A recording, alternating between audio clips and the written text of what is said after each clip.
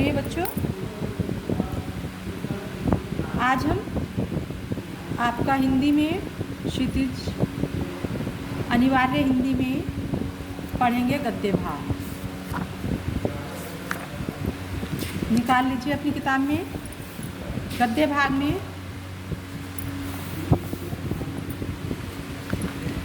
पहला ही पाठ है, पाठ 10, यानी इस गद्य भाग का पहला। सबने निकाल ली अपनी अपनी बुक? अपनी अपनी बुक खोल लीजिए और सभी निकाल लीजिए। पढ़ते हैं भारतेंदु हरिश्चंद्र। तो बच्चों, भारतेंदु हरिश्चंद्र का जन्म 1850 में काशी के एक प्रतिष्ठित और धनी परिवार में हुआ था। उनके पिता श्री गोपाल चंद हिंदी के अच्छे कवि थे। भारतेंदु जी के बाल्यकाल में ही उनके पिता का आकस्मिक देहावसान हो गया, यानी कि अचानक ही उनकी मृत्यु हो गई और वे उस विपुल संपत्ति के एकमात्र उत्तराधिकारी रह गए। विपुल बहुत अधिक संपत्ति थी उनके पास, उसके वो अकेले उत्तराधिकारी रह गए। उन्होंने अपनी संपत्ति लोक सेवा और साहित्य सेवा के कार्यों में लगा दी। उनके पास जो संपत्ति थी उन्होंने जनसेवा में और साहित्य सेवा के कार्यों में लगाई। उनके द्वारा स्थापित किया हुआ हाई स्कूल बनारस में अब हरिश्चंद्र कॉलेज के नाम से चल रहा है। जो उनके द्वारा स्कूल बनाया गया था उस समय हाई स्कूल था, हाई स्कूल यानी 10वीं तक के स्कूल कहते हैं, वो अब हरिश्चंद्र कॉलेज के नाम से चल रहा है। वे जन्म से ही कुशाग्र बुद्धि और प्रतिभाशाली थे। कुशाग्र बुद्धि मतलब तीव्र बुद्धि वाले और प्रतिभाशाली थे। कविता करने का शौक भी उन्हें बचपन से ही था। 16 वर्ष की आयु होने पर तो उन्होंने ग्रंथ रचना आरंभ कर दी। जब उनकी 16 वर्ष की आयु हो गई तब से वो लिखने लगे थे। उन्होंने ग्रंथ रचना की। लगभग 35 वर्ष की बहुत कम अल्पायु यानी बहुत कम आयु में उनकी 1885 को मृत्यु हो गई, अर्थात स्वर्गवास हो गया।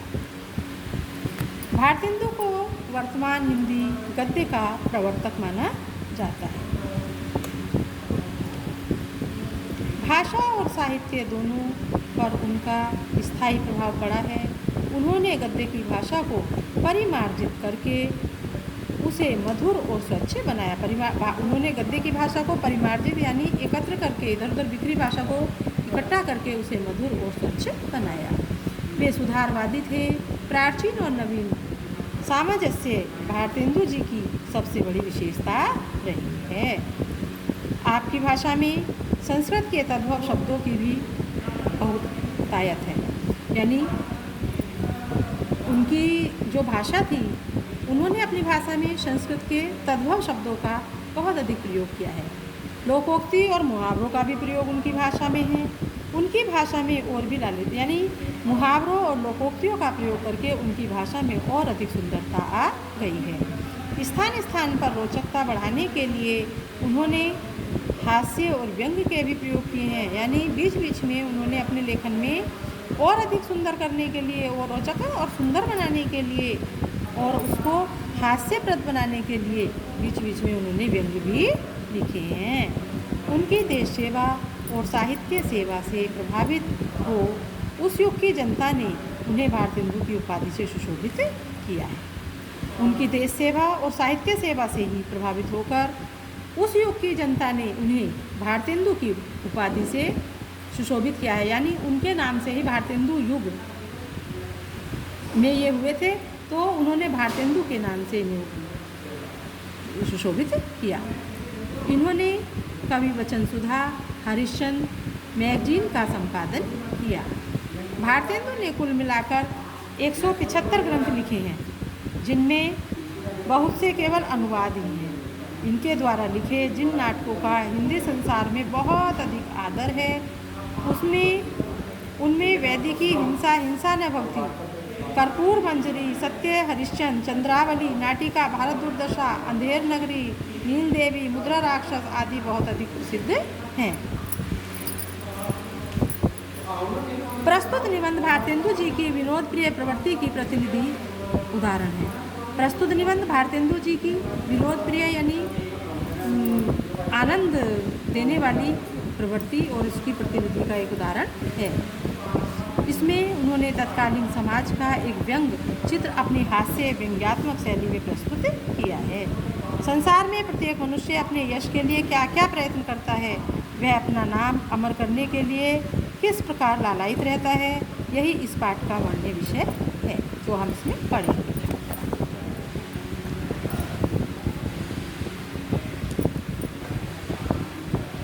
समाज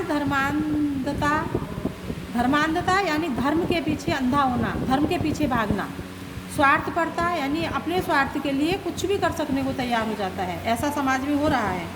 यानी इस पाठ में ये बताया है, इसमें समाज अंधता की समाज में कितना अंधापन है धर्म के पीछे दौड़ने के लिए, स्वार्थ में कितना लगा हुआ है, अंग्रेजी शासन की अत्याचारपूर्ण नीति से किस प्रकार जर्जरित हो गया था। उस समय का वर्णन है जब समाज में क्या चल रहा था बच्चों कि अंग्रेजी की अत्याचारपूर्ण नीति थी और समाज जो है जर्जरित हो रहा था। उस समय बहुत जनता परेशान थी, समाज में धर्म के प्रति अंधता थी, स्वार्थपरता थी, उस समय का इसमें वर्णन किया गया है। तथा शिक्षा के पवित्र क्षेत्र में भी लोग क्या सोचते थे, इन बातों का व्यंग्यमय चित्र यहाँ प्रस्तुत किया गया है। तो इनका ये है एक अद्भुत अपूर्व स्वप्न। पढ़िए, देखिए ध्यान से अपनी पुस्तक में। आज रात्रि को पैंग पर जाते ही अचानक आंख लग गई। सोते में सोचता क्या हूँ, यानी सोते ही सोचता क्या हूँ कि चलायमान शरीर की कुछ ठिकाना नहीं। इस संसार में नाम स्थिर रखने की कोई युक्ति निकल आवे तो अच्छा है, क्योंकि यहाँ की रीति देख मुझे पूरा विश्वास होता है कि इस चपल जीवन का क्षण भर का भरोसा नहीं, ऐसा कहा ही है। यानी रात्रि को जब सोए हुआ है लेखक, तो यानी मन हमारा क्या है, चंचल है, चलायमान शरीर का कुछ ठिकाना नहीं, यानी मन जो है चंचल है और सोते सोते भी वो कहीं भी चलता रहता है, कभी स्थिर नहीं होता है। इस संसार में नाम स्थिर रखने की कोई युक्ति निकल आए तो सोते सोते लेखक सोचता है कि ये संसार जो है क्या है, नश्वर है, संसार क्या है, नश्वर है, यानी इस संसार में कुछ भी स्थिर नहीं है, सब नष्ट हो जाता है। तो लेखक के मन में ये आ रहा है सोते सोते कि इस संसार में नाम को स्थिर रखने की कोई तरकीब निकल आए, कोई युक्ति निकल आए तो अच्छा है, क्योंकि यहाँ की रीति देख मुझे पूरा विश्वास होता है कि इस चपल जीवन का क्षण क्षण का भरोसा नहीं। यानी तो वो क्या चाहता है, लेखक चाहता है कि इस नश्वर संसार में मेरा नाम जो है चलता रहे, बाद में भी मेरी मृत्यु के पश्चात भी लोग मुझे याद करिए, इसके लिए युक्ति सोच की कोई युक्ति याद आ जाए। तो ऐसा लेखक सोच रहा है। श्वास श्वास हरि भजो वृथा श्वास मत हो, न जाने क्या श्वास को अबान हो न हो, यानी कि हर श्वास में हरि का स्मरण करते रहो और कुछ भी बेकार मतलब समय बेकार नहीं करना है, आगे क्या हो जाए ये कुछ पता नहीं है, तो इसलिए जितना करना है अभी जीते जी कर लेना चाहिए, ऐसा सोच के आज भी विचार रखते हैं। देखो समय सागर में एक दिन अब संसार अवश्य मग्न हो जाएगा, यानी ये संसार जो है एक दिन सागर में संसार अवश्य विलीन हो जाएगा, अर्थात ये संसार जो है नश्वर है, यहाँ आता है और जाता है मनुष्य, और कुछ भी यहाँ संपत्ति आती है जाती है, यानी कुछ भी इसमें स्थिर नहीं है। कालवश राशि सूर्य नष्ट हो जाए, शशि सूर्य भी नष्ट हो जाएंगे, यानी समय आने पर समय के वशीभूत होकर के हो सकता है चंद्रमा और सूर्य भी नष्ट हो जाएंगे। आकाश में तारे भी कुछ काल के पीछे दृष्टि न आए, ऐसा भी हो सकता है। केवल कीर्ति कमल संसार सरोवर में रहे, अर्थात यश जो है संसार में ही जीवित रहता है, अर्थात जो श्रेष्ठ कार्य मनुष्य कर लेता है उसी को जो है संसार में याद किया जाता है। सरोवर रहे व ना रहे, पर यह तो एक तृप्त तवे की बूंद पर बैठे हुए थे। इस हेतु बहुत काल तक सोच समझकर प्रथम यह विचार किया कि कोई देवालय बनाकर छोड़ जाऊं, परंतु थोड़ी ही देर में समझ में आया कि इन दिनों की सभ्यता के अनुसार इससे बड़ी मूर्खता नहीं है। यह तो मुझे भली भांति मालूम है कि अभी अंग्रेजी शिक्षा हो रही है, तो मंदिर की ओर मुंह फेर कर कोई भी मंदिर की ओर देखेगा नहीं। इस कारण विचार का परित्याग करना पड़ा। हाँ, लेखक के मन में क्या आता है? लेखक के मन में आता है कि इस संसार में मतलब क्या है, उनकी कीर्ति बनी रहे। सब कुछ आता है, जाता है, नष्ट हो जाता है, यानी ये सब क्या है, एक तवे पर जैसे पानी की बूंद डाल दी जाए, वो छुन होकर के एकदम जल जाती है। ये इस तरह से मनुष्य आता है और चला जाता है, उसको बाद में कोई याद नहीं करता। इस कारण से मैं सोच रहा हूँ कि बहुत काल तक, बहुत समय तक उनका नाम बना रहे, ऐसा विचार किया। तो लेखक के मन में एक विचार आया कि एक मंदिर बनवा दिया जाए, अर्थात देवालय बनवा दिया जाए और उसको मैं छोड़ जाऊँ। लेकिन थोड़ी देर इस चंचल मन में थोड़ी देर बाद ही विचार आ जाता है कि आजकल का जो समय है, अंग्रेजी माध्यम, अंग्रेजी समय है, आजकल लोग मंदिर में जाना पसंद नहीं करते हैं।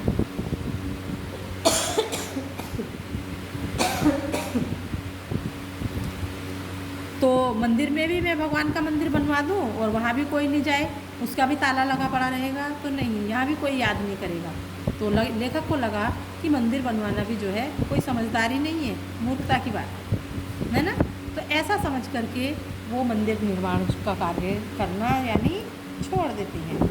फिर पढ़े पढ़े पुस्तक की रचना की, फिर बिस्तर पर लेटे रहे। फिर उनको दूसरी युक्ति सूझ गई। क्या सूझी? कि कोई पुस्तक लिख ली जाए।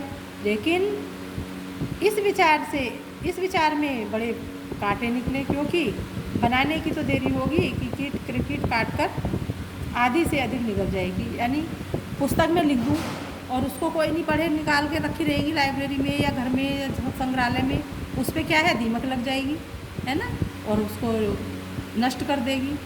यश के स्थान पर शुद्ध अपयश होगा कि मेरा यश नहीं होगा, और बल्कि अपयश होगा जब देखा कि टूटे फूटे विचारों से काम नहीं चलेगा। अब इस तरह से लेखक के मन में जो है अनेकों विचार आ रहे हैं। फिर लेखक को समझ आती है कि इस प्रकार टूटे फूटे विचारों से काम नहीं चलेगा। तब लाडली नींद को 2 रात पड़ोसियों के घर भेज आंख बंद कर शंभू की सी समाधि लगाया। यानी फिर लेखक क्या करता है? फिर लेखक सोने की सोचते हैं, सोने के लिए कोशिश करते हैं, लाडली नींद यानी कि नींद आ जाए, है ना। तो आंख बंद करके, और जैसे भगवान शिव समाधि में हो जाते हैं, यानी निर्विचार होकर के लेट गया। यहाँ तक कि 61 या 51 वर्ष उसी ध्यान में बीत गए, यानी जिंदगी जो उनका जीवन है उसकी 61 और 51 तक की उम्र पहुँच गई। ध्यान में बैठे बैठे कुछ उनको सूझा नहीं। अंत में एक मित्र केवल से अति उत्तम बात की पूंछ हाथ में पड़ गई। स्वप्न ही में प्रभात होने की पाठशाला बनाने का विचार दृढ़ किया। यानी फिर सपने में ही फिर एक मित्र ने उनको इस तरह से बात की, मित्र के साथ बात कर रहे होंगे, तो उनके बातों ही बातों में, यानी उनके बल से, उनके कहने से एक अच्छी बात उनको उनके हाथ में आ गई, उनको ध्यान में आ गई। स्वप्न में ही प्रभात होते ही पाठशाला बनाने का विचार किया। अब सपने में ही जैसे सवेरा हुई तो पाठशाला बनाने की सोची, है ना, कि ये विचार तो उनका दृढ़ हो गया, यानी कि मजबूत, वो पाठशाला की पूरी तैयारी करने लगे। परंतु जब थैली में हाथ डाला तो केवल 11 गाड़ी ही मुहरे निकले, यानी केवल पैसे बहुत कम थे उनके पास, 11 गाड़ी मुहरे। यानी जब उन्होंने देखा कि भाई स्कूल बनाने में तो बहुत पैसा लगेगा, शिक्षालय बनाने में तो, और उनके पास जब देखा उन्होंने तो पैसे बहुत कम थे। अपने इष्ट मित्रों की भी सहायता लेनी पड़ी, इष्ट मित्रों की, यानी जो उनके मित्र थे, चंदा इकट्ठा किया, उसकी सहायता ली। ईश्वर को कोटि कोटि धन्यवाद देता हूँ जिसने हमारी ये सुनी, और वो ईश्वर बहुत खुश हुए, उन्होंने ईश्वर को धन्यवाद दिया और उनकी जो है पाठशाला का निर्माण शुरू कर दिया। होते होते सब हरी कृपा से ठीक हो गया, यानी ईश्वर की कृपा से सब ठीक हो गया, पाठशाला बनने की तैयारी हो गई। इसमें व्यय हुआ वह तो मुझे स्मरण नहीं, परंतु इतना अपने मुंशी से मैंने सुना था कि 1 का अंक और 387 शून्य अकेले पानी में पड़े थे। यानी कितना खर्च हुआ ये लेखक को सही अनुमान नहीं है, है ना। लेकिन 1 का अंक और 387 शून्य अकेले पानी में पड़े थे, इतना पैसा उसमें खर्च हो गया था। बनने को तो एक क्षण में सब बन गया, परंतु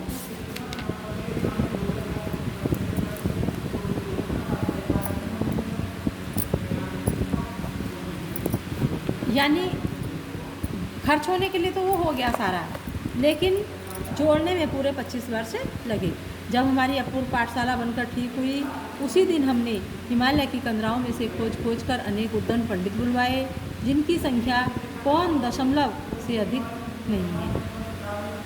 इस पाठशाला में अनगिनत अध्यापक नियत किए गए, परंतु मुख्य केवल ये हैं। कौन कौन से?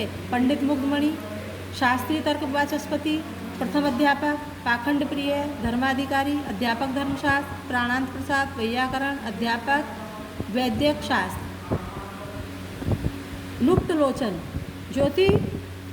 ज्योतिषाभरण, अध्यापक ज्योतिष शास्त्र, है ना, शीलदावानंद, नीति दर्पण, अध्यापक नीति शास्त्र के, और आत्मविद्या। तो ये इस विद्यालय में जो शास्त्री नियुक्त किए गए थे वो इन शास्त्रियों के नाम हैं। धर्मशास्त्र के अध्यापक कौन थे? पाखंड प्रिय धर्माधिकारी, है ना। पंडित मुग्धमणि शास्त्री किसके थे? वाचस्पति के प्रथम अध्यापक ये थे, है ना। प्राणांतक प्रसाद किसके थे? व्याकरण के। अध्यापक वैद्यक शास्त्र के। लुप्तलोचन ज्योतिभाषणम, अध्यापक ज्योतिष शास्त्र के हैं ये। शीलदावानंद नीति शास्त्र के, नीति दर्पण के हैं, अध्यापक नीति शास्त्र और आत्मविद्या। इस तरह से ये अध्यापक नियुक्त हो गए। फिर से आगे देखिए। इन पूर्वोक्त पंडितों के आ जाने पर अर्धरात्रि गए पाठशाला खोजने लगे। यानी ये सभी पंडित जो हैं पूर्वोक्त पहले से ही नियुक्त हो गए हैं। ये सभी पंडित पहले से नियुक्त हो गए और अर्धरात्रि गए, और आधी रात्रि जैसे जैसे नींद नहीं आई है, आधी रात्रि आई तो फिर पाठशाला खोलने लगे। सपने में ही हो रहा बच्चों ये सब काम, है ना। पाठशाला खोलने लगे। इस समय सब इष्ट मित्रों के सम्मुख उस परमेश्वर को कोटि कोटि धन्यवाद दिया। इस समय भी सारे मित्र भी आ गए और परमात्मा का यानी ईश्वर को धन्यवाद किया कि जो इस संसार को बनाकर क्षण भर में नष्ट कर देता है, और जिसने विद्या, शील, बल के सिवाय मान, मूर्खता, परद्रोह, परनिंदा आदि परम गुणों से इस संसार को विभूषित किया है। संसार में क्या है इसमें कि उस ईश्वर को धन्यवाद उन्होंने किया कि इस संसार में क्या है, पल भर में बनाता है ईश्वर और पल भर में नष्ट कर देता है। और इसमें जिसने क्या क्या गुण दिए हैं, इस संसार में विद्या दी है, शीलता दी है, बल दिया है, बल के सिवाय मान दी है, मूर्खता दी है, परद्रोह दिया है, परनिंदा दी है। इस प्रकार से अनेकों गुणों से इस संसार को सुशोभित किया है। हम कोटि यानी हम उस ईश्वर को धन्यवाद पूर्वक आज इस सभा के सम्मुख अपने स्वार्थरत चित्त से प्रशंसा करते हैं, जिसके प्रभाव से ऐसे उत्तम विद्यालय की नींव पड़ी। यानी इस विद्यालय में ये सभी गुण थे, उनके प्रभाव से ही इस विद्यालय की नींव पड़ी है। उस ईश्वर को ही अंगीकार था कि हमारा इस पृथ्वी पर कुछ नाम रहे, यानी वो ईश्वर चाहता था। चलो अच्छा किया ईश्वर ने, उसको धन्यवाद दिया कि चलो ईश्वर ने बहुत अच्छा किया कि इस पृथ्वी पर अब हमारा जो है विद्यालय का निर्माण हो जाएगा, तो इस संसार में, इस पृथ्वी पर जो है हमारा भी नाम चलता रहेगा, ऐसा लेखक ने सोचा। नहीं तो क्या होता, नहीं तो जब द्रव्य की खोज में डूबते डूबते बचे थे तब कौन जानता कि हमारी कपोल कल्पना सत्य हो जाएगी। यानी नहीं तो यदि ईश्वर की ही, ये ईश्वर को धन्यवाद दे रहा है कि ये ईश्वर की ही महिमा है जो हमारी ये सत्यता सिद्ध हो जाएगी। परंतु ईश्वर के अनुग्रह से हमारे सब संकट दूर हुए। अनुग्रह मतलब कृपा से, ईश्वर की कृपा से लेखक के सभी संकट दूर हुए और अंत में हमारी अभिलाषा पूर्ण हुई। अभिलाषा माने इच्छा, अंत में हमारी इच्छा पूर्ण हुई। हम अपने इष्ट मित्रों की सहायता को भी न भूलेंगे कि जिनकी कृपा से इतना द्रव्य हाथ आया। हम अपने भगवान की इष्ट मित्रों की सहायता से, जो सहायता की थी, जिन्होंने चंदा दिया था, उसमें मदद की थी, तो लेखक सोच रहा है मन में कि हम अब अपने मित्रों को भी नहीं भूलेंगे, क्योंकि उन्होंने उनकी कृपा से ही तो ये विद्यालय बनकर के तैयार हुआ है। जो खर्चा हुआ है विद्यालय पर वो किसने दिया है? सब इष्ट मित्रों ने ही दिया है। और 10-5 पीढ़ी तक हमारी संतान के लिए बच रहा। हमारे पुत्र, परिवार के लोग चैन से हाथ पर हाथ धरे बैठे रहे। यानी मित्रों ने इतना सब कुछ कर दिया और जो परिवार के लोग थे वो सब चैन से बैठे हुए हाथ पर हाथ धरे बैठे हैं। हे सज्जनों, यह तुम्हारी कृपा का विस्तार है। हे सज्जनों, ये सब तुम्हारी कृपा का ही विस्तार है कि तन मन से आप इस धर्म कार्य में प्रवृत्त हुए। यानी अपने मित्रों को भी क्या है, धन्यवाद कर रहे हैं। नहीं मैं तो हाथ पैर वाला बेचारा, नहीं मैं 2 हाथ पैर वाला बेचारा मनुष्य आपके आगे कौन पीड़ा था कि जो ऐसे दुष्कर काम को कर लेता है। मतलब ये सब मित्रों का, उन सबका, सबके मिलजुल कर काम करने से ही ये काम बन पाया है। नहीं तो क्या कहता है लेखक कि मैं नहीं कर सकता था अकेला, क्योंकि मेरे 2 हाथ और 2 पैर नहीं, इतने से काम से ये सब नहीं हो सकता था। वह यहाँ तो घर की केवल मूछें ही मूछें थी। कुछ के कुछ गंगाजल काम आपकी कृपा से भली भांति हो गया। कुछ में कुछ गंगाजल आपकी कृपा, यानी ये तो मैं अकेला कुछ नहीं कर सकता था, ये सब जो है आपकी कृपा से ही हो गया है।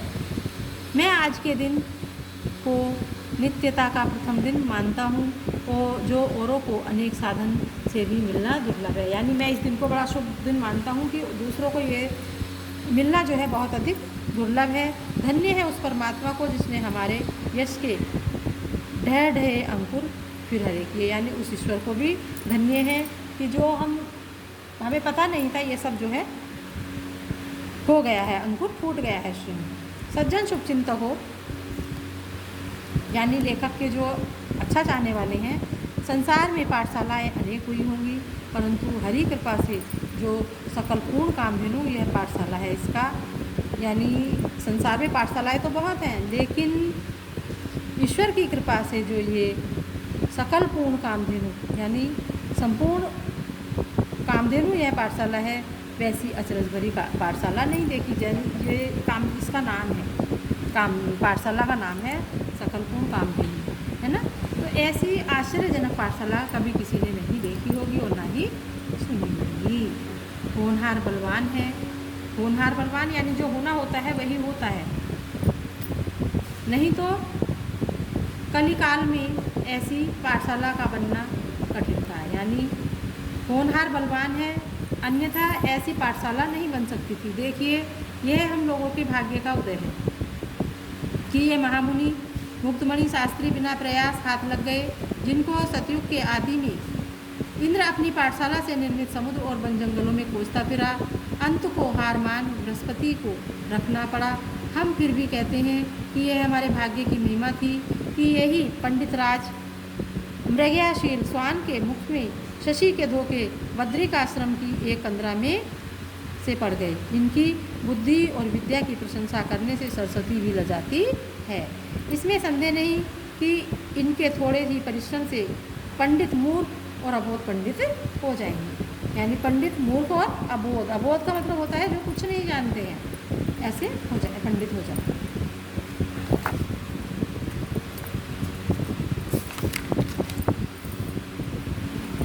हे मित्र, मेरे निकट जो महाशय बैठे हैं इनका नाम पाखंड प्रिय है। किसी समय इस देश में इनकी बड़ी मान्यता थी। सब स्त्री पुरुषों को इन्होंने मोह रखा था, परंतु अब कालचक्र के मारे अंग्रेजी पढ़े हिंदुस्तानियों ने इनकी बड़ी दुर्दशा की है। इस कारण प्राण बचाकर हिमालय की तराई में हरित दुर्वा पर संतोष कर अपना कालक्षेप करते थे। विपत्ति ईश्वर किसी पर न डाले।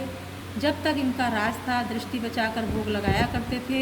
कहाँ अब स्वान श्रृंगाल के संग दिन काटने पड़े, परंतु फिर भी इनकी बुद्धि पर पूरा विश्वास है कि एक कार्तिक मास भी इनको स्थिर रह जाने देंगे तो हरि कृपा से समस्त नवीन धर्मों पर 4-5 दिन में पानी फेर देंगे। यानी लेखक कह रहे हैं कि मेरे निकट जो महाशय बैठे हैं ये इनका नाम क्या है? पाखंड प्रिय है। यानी ये पाखंडी है, पाखंड प्रिय है। किसी समय देश में इनकी बड़ी मान्यता थी, बहुत अधिक चलता था। सब स्त्री पुरुष को स्त्री पुरुषों को इन्होंने मोह रखा था, यानी सभी इनके पास आया करते थे। परंतु अब काल चक्र के मारे अंग्रेजी यानी उस समय जो है इनका अब पाखंडवाद जो है कम हो गया है ना, कि पहले पाखंडवाद ये चलता था, सभी स्त्री पुरुष जाते थे, आज भी कि कोई बन जाते थे, आज भी तुम देखते हो कोई क्या होता है कंडे देते हैं, वो धागे वागे देते हैं, है ना। तो ये क्या है, पाखंडी तो है, तो वहाँ जा कर के बहुत भीड़ लग जाती है ना। लेकिन आज क्या है, धीरे धीरे ये चीज़ कम हो रही है। आज लोगों का इतना विश्वास नहीं है पाखंडियों पर, है ना। तो क्योंकि शिक्षा का जो है प्रचार प्रसार हो रहा है, इस कारण से यानी अब इनका जो है ये धंधा कम हो रहा है। इस कारण प्राण बचाकर हिमालय की तराई में यानी ये छुप करके संतोष करके कालक्षेप करते हैं, अर्थात ही छुपे हुए बैठे हैं, अर्थात ये धीरे धीरे समाप्त हो गए रहा है। विपत्ति ईश्वर किसी पर न डाले, यानी मनुष्य पर कभी भी ईश्वर से की है, ईश्वर से कहा कि ईश्वर विपत्ति किसी को मत डालना। जब तक इनका राज था, यानी जब तक इन पाखंड प्रिय लोगों का राज था, ये दृष्टि बचाकर भोग लगाया करते थे, मतलब इनको खाने का भी समय नहीं मिलता था। और कहाँ स्वान शंगाल के संग दिन काटने पड़ रहे हैं। और अब इनकी स्थिति जो है ऐसी है कि ये कुत्ते बिल्लियों के साथ जो है, कुत्ते और बिल्लियों के साथ रहना इनको पड़ रहा है। परंतु फिर भी इनकी बुद्धि पर पूरा विश्वास, इनको अपनी इस बुद्धि पर पूरा विश्वास है कि यदि कोई मिल जाए तो आज भी उसको फंसा नहीं। ये किस पर किया है, जो ये तांत्रिक होते हैं, ये उन पर कसा है लेखक ने। इनको इस कार्तिक मास भी इनको स्थिर रह जाने देंगे, तो हरि कृपा से समस्त नवीन धर्मों पर 4-5 दिन में पानी फेर देंगे। इनसे भिन्न पंडित प्राणांतक प्रसाद भी प्रशंसनीय पुरुष हैं, वो इनसे अलग है। दूसरे पंडित कौन से हैं, प्राणांतक प्रसाद, वो भी बहुत अधिक चर्चित पुरुष हैं। जब तक इस घट में प्राण है तब तक किसी पर इनकी प्रशंसा बन पड़ी न बन पड़ेगी।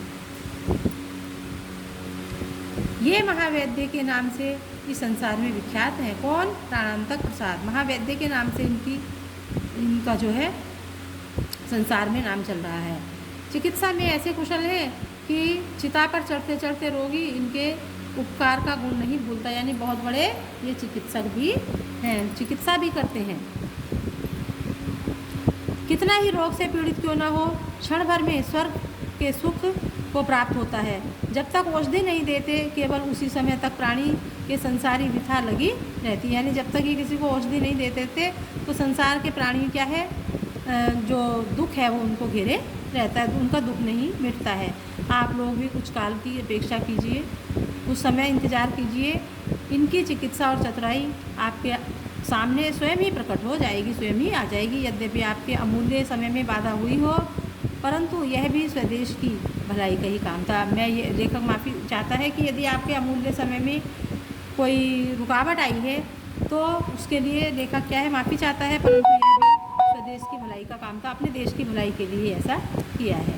इस हेतु आप आतुर न होइए, मतलब इस कारण से आप आतुर मत होइए और शेष अध्यापकों की अमृतमय जीवन कहानी श्रवण कीजिए। शेष अध्यापक की अमृत, और भी जो अध्यापक हैं नीचे अभी आएंगे, पढ़ेंगे हम उनके बारे में, जो अपॉइंटमेंट किया गया है उनकी अमृतमय जीवन की कहानी को भी सुन लीजिएगा। और भी लेखकों के बारे में, और भी अध्यापकों के बारे में लेखक जो है आपको बताना चाहता है। इसमें से एक हैं लुप्तलोचन, ज्योतिषाभरण, बड़े धन पंडित हैं। एक हैं ये लुप्तलोचन ज्योतिषाभरण, बड़े ही उद्दंड पंडित हैं। ज्योतिष विद्या के ये ज्योतिष विद्या में बहुत अधिक कुशल हैं, ज्योतिष शास्त्र में बहुत अधिक कुशल हैं। कुछ नवीन तारे भी गगन में जाकर ये ढूंढ आए हैं, यानी नए नए तारे आसमान में जाकर के ढूंढ लेते हैं, यानी नई नई बातों को ये निकाल लेती हैं। और कितने ही नवीन ग्रंथों की भी इन्होंने रचना कर डाली है, बहुत सारे इन्होंने नए नए ग्रंथ भी लिखे हैं। उनमें से ताम्रिश मकरालय प्रसिद्ध और प्रशंसनीय है।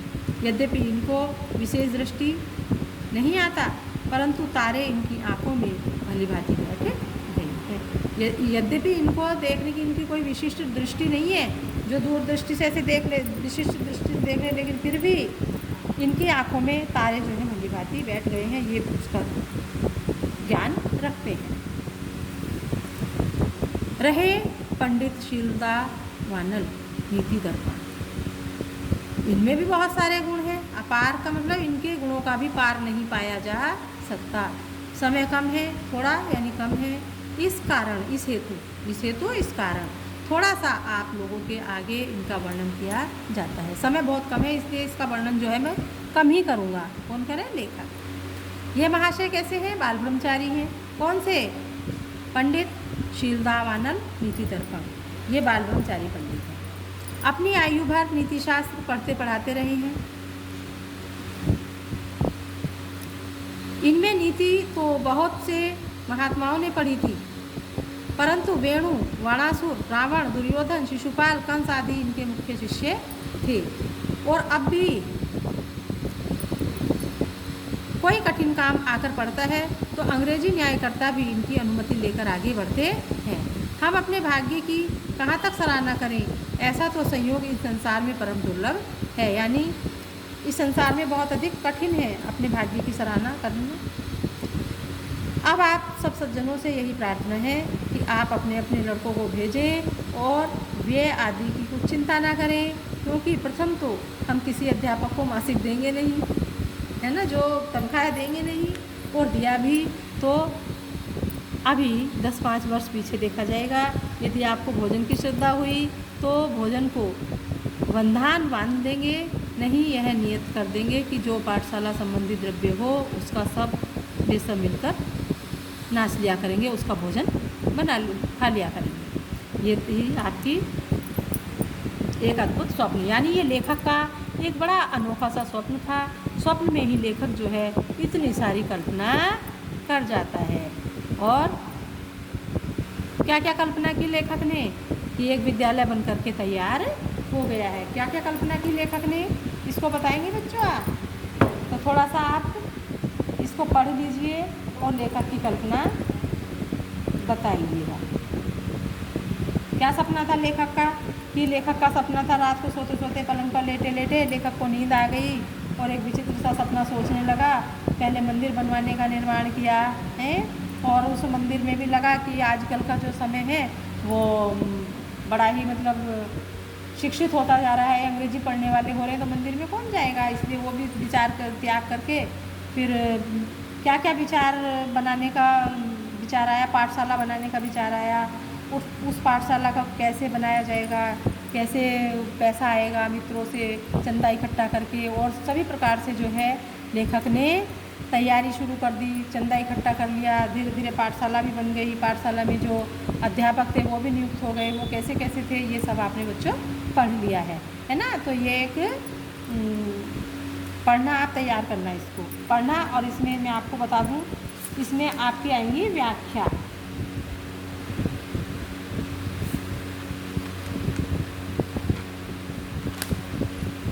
पाठ की व्याख्या आप पढ़ लेना। ये जैसे यह निशान लगवा दूँ, इस चलायमान मन शरीर का कोई ठिकाना नहीं, बड़ी महत्वपूर्ण है। ये आएगी, निशान लगा लीजिए, आ सकती है ना। तो इस तरह से पैराग्राफ की व्याख्या आप इसमें पढ़ेंगे।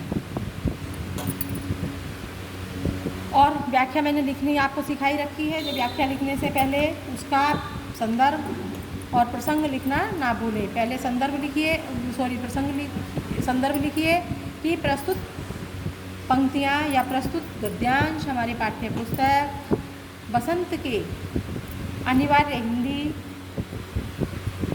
के गद्य भाग पाठ भारतेंदु हरिश्चंद्र, पाठ एक अद्भुत स्वप्न से ली गई है। इसके लेखक भारतेंदु हरिश्चंद्र जी हैं। इस तरह से आपको संदर्भ लिखना है। और प्रसंग में आपको बताना है, जो मैंने अभी आपको बताया था कि लेखक का क्या इस पाठ में मतलब क्या चल रहा है ना। तो उसका प्रसंग शुरू में दे देंगे, फिर इसका व्याख्या करके बाद में थोड़ा सा विशेष। इस तरह से आपको व्याख्या करनी है। इसमें मोस्ट जो मुख्य हैं पैराग्राफ, एक ये है ये भी अच्छी है।